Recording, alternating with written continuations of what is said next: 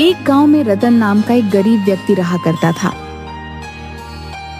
जो दूसरों के खेतों में काम करके अपनी पत्नी का और अपना भरण पोषण किया करता था। एक दिन उसकी पत्नी सुनीता रोते हुए बोली, हमारे ऐसे हालात कब तक रहेंगे? पूरे गांव में सिर्फ हमारा ही घर ऐसा है जहां पर महीने में सिर्फ 15 दिन ही चूल्हा जलता है और बाकी के दिन भूखा सोना पड़ता है। चिंता मत करो सुनीता, तुम तो जानती हो कि मैं दिन रात दूसरों के खेतों में कितनी जी तोड़ मेहनत करता रहता हूँ। एक ना एक दिन हमारा वक्त भी जरूर बदलेगा। आप कब तक ऐसे ही दूसरों के खेतों में काम करते रहेंगे? कोई ढंग का काम क्यों नहीं ढूंढ लेते? मैं आपसे और स्त्रियों की तरह सोना चांदी नहीं मांगती, मैं बस इतना चाहती हूँ कि हम दोनों को पेट भर के भोजन तो मिल सके। ठीक है सुनीता, मैं आज दूसरे काम की तलाश करता हूँ।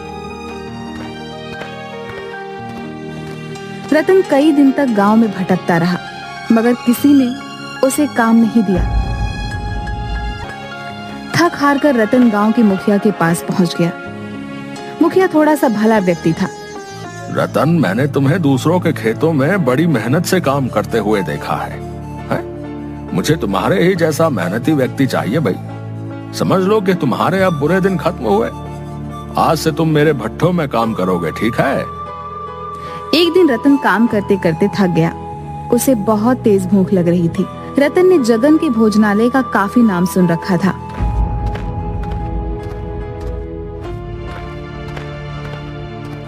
रतन जगन के ढाबे पर पहुंच गया।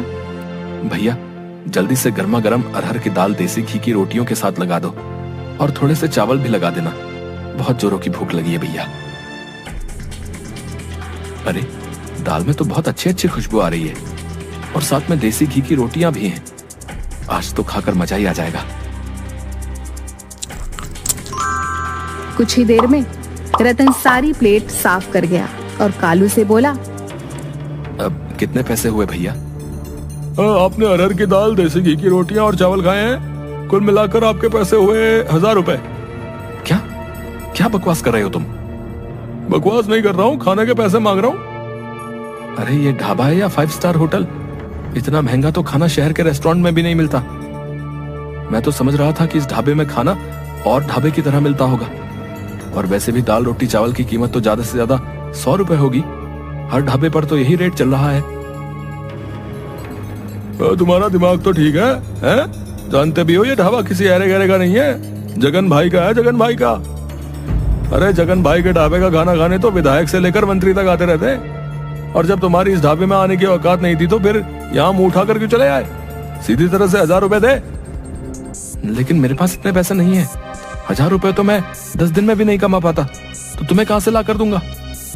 कालू अपने मालिक जगन को आवाज देते हुए बोला, जगन भाई, इस व्यक्ति ने पेट भर के भोजन किया है, लेकिन ये अब पैसे नहीं दे रहा।